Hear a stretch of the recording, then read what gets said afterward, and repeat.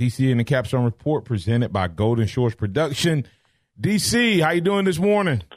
Well, doing good, Martin. You have a little summer cold, but it's nothing I can't handle this morning. All right. Hey, listen, man, you have to play. You have to be ready to go in the game when it's called upon, regardless of whether you're feeling your best or not. But I'm sure you're going to still be able to hit a home run, score a touchdown, make the field goal, whatever it is. Hey, let's get to it. Alabama has a big week. It's coming up right now. It's hard to believe that it's upon us. This is actually our last week on Monday. Next week, we're going to flip over to Tuesday. So I want to make sure we start reminding everyone of that we're going to be flipping over after we have a little time to figure out what's going on. But next week, DC and the Capstone Report will flip to Tuesday.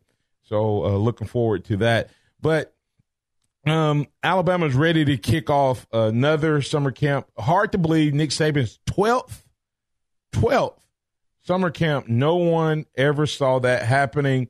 As he goes into this, what do you see as the biggest challenges for Nick Saban in fall camp number 12?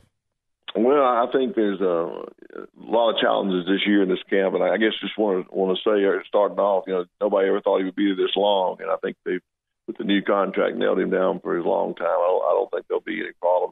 Based on his statement, he loves Tuscaloosa is going to be here forever as long as we'll have him. So I think it's just a testament to him for what he's been able to do here. But this year coming in, he probably has some of the greatest challenges. Today on the podcast, we're going to discuss the challenges that the team faces, the challenges that Nick Saban faces, which are somewhat similar. And then we're going to look at some of the people on the team who's going to be able to step up, hopefully have opportunities to make a difference and have those challenges be a little easier. But looking at Nick Saban himself, one of the things we're going to discuss today is, of course, everybody in the United States that's an Alabama fan, it looks forward for this week to start. It signifies the start of football season. And hearing that introduction when you brought me on with the fight song there, I mean, all the fans are pumped up. Well, you think the fans are pumped up.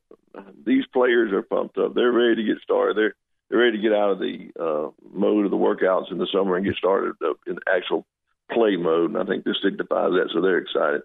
With all that excitement, you got to get down to where the rubber meets the road. And that is how you translate that onto the field. And I think one of the biggest challenges Nick Saban has this year coming in is that you get this team to get out of that we are the champions mentality and back into that, hey, we're just starting on a new season. It's a new time, and not become complacent, but to get into the mode of working toward that goal of another championship this year. And I believe he has an opportunity to do that through the process. He has those things set in. Another big challenge that he has is, and the team will face as well, is continuity and consistency. Coming back this year, they're going to have so many new coaches that although the process will be consistent, how they apply it and how that translated down to the player is going to be a little different, because you're going to have so many different coaches, and just being able to make sure they all work together. I think that's a big challenge that most people aren't talking about very much. But the biggest challenge I think facing Nick Saban is not what everybody wants to talk about, the quarterback so-called competition, quarterback controversy. I think that's very small compared to what the biggest thing is. And it looks like, from what I can tell, the biggest concern, the biggest challenge Nick Saban is going to have coming back is replacing so many star defensive players, especially in the defensive backfield. I think that's going to be his biggest challenge, being able to find that cohesive unit. There's going to be a lot of position battles going on in defensive backfield, and I think that's going to be his biggest challenge coming back. All right. When you talk about, you briefly mentioned the quarterback, he's going to have to replace 8 contributors / starters on the defensive side of the ball. When you look at that, he named Mack Wilson as the quarterback of that defense. How important is it that Mack Wilson not just be another good linebacker, but that he quickly steps into that role as another great linebacker for Alabama for this team to be successful? I think it's very important. I think, I've always been high on Mack Wilson. I think he has a great upside. He has an unlimited upside. His motor running, his ability be a playmaker, run the field from side to side. I think this year what Matt Wilson's going to have to step up is his leadership and is be able to communicate that to the other teammates in calling the plays and communicating the overall philosophy that Coach Saban wants to get to the defense.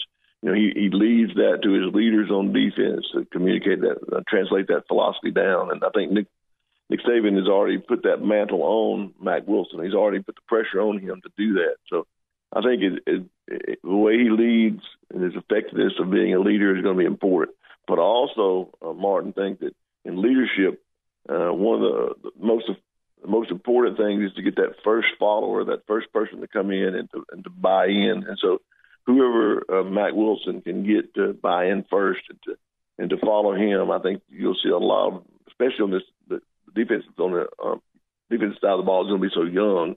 He's going to have some of these young guys have to step up and follow his leadership. And once they do, I believe he can get the team to buy in on the defensive philosophy.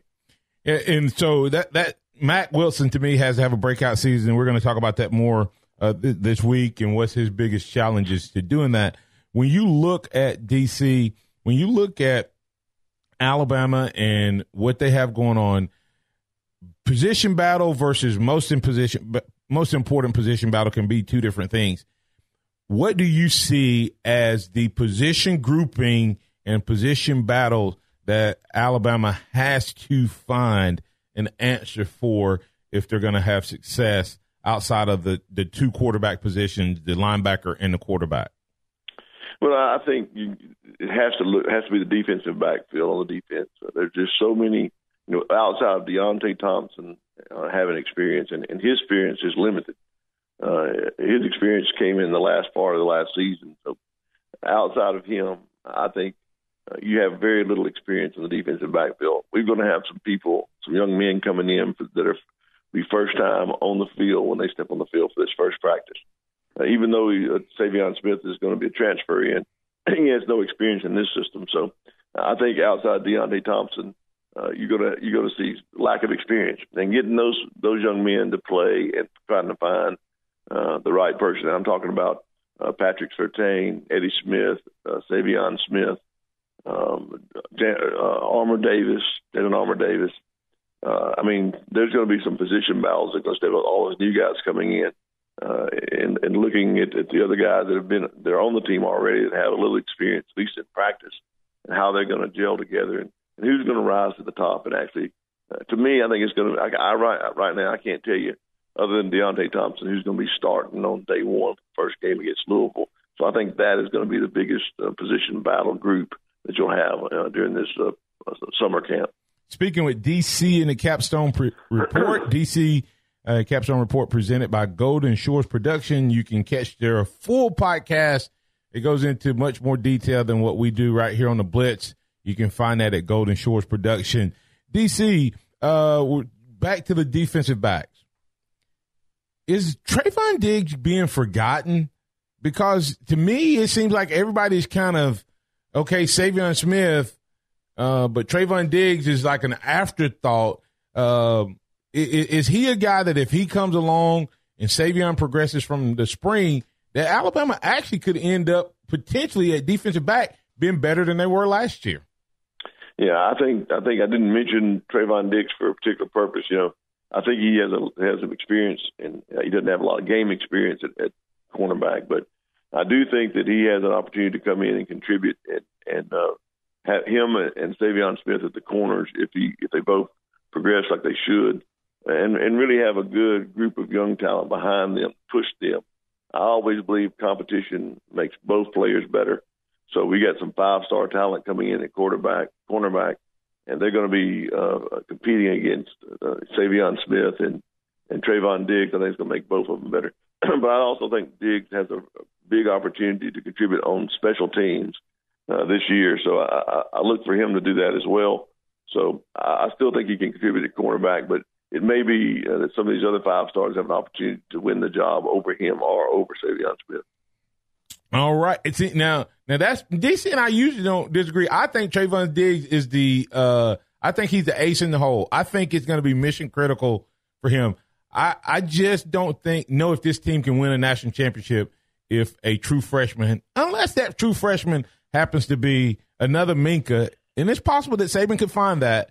I'm hoping we don't depend on a national championship run on a on a true freshman starting at cornerback day one. By the end of the year, 15 games, that's another story.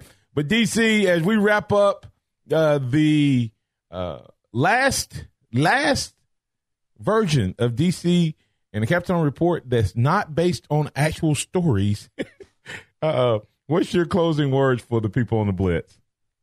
Well, it's been a great season talking about the off season. I'm looking forward to getting into the season and really talking about what's happening on the field. My last words out there for our listeners is, if you want to look for someone in the off season to make a move in this summer practice to make a move, and maybe even starting in the first game, is I would look at that outside linebacker position at Yabi Anoma and Cameron Latua. I think, in that outside linebacker position, that's two names that I believe are going to make a big impact. And I know we've talked a lot about stories off the field, but off the field workouts this year, both of them have been really impressive. And Patrick Surtain coming in as a 5-star freshman, can he live up to the hype and be that defensive star? And I think, all this is talk, all this is stories. We're going to finally see it work out when we see the scrimmages and we see the practices. And really, when we try out against Louisville, that's when we'll know what kind of team we have, and we'll be able to talk about evidence at that point. All right, that's DC and the Capstone Report. DC Capstone Report presented by Golden Shores Production. You can find that full podcast. It'll be up later today. And remember, starting next week, DC Capstone Report moves to Tuesday, but it'll be at the same time in the second quarter right here on the Blitz. DC, thanks, and let our listeners know how they can catch up with you. Well, you can catch up with us on the podcast today. We'll have it up later on this morning at GoldenShoresProductions.com. That's GoldenShoresProductions.com. You can also follow me on Twitter at DavidCott50. And although we'll be on the show beginning Tuesday next week, we'll always have the podcast up on Monday, so our listeners can check us out prior to our show on Tuesday. All right. That's a nice little tease there. Remember, DC and the Capstone Report will still be available at Golden Shores Production on Monday, and he'll be catching up with us on Tuesday.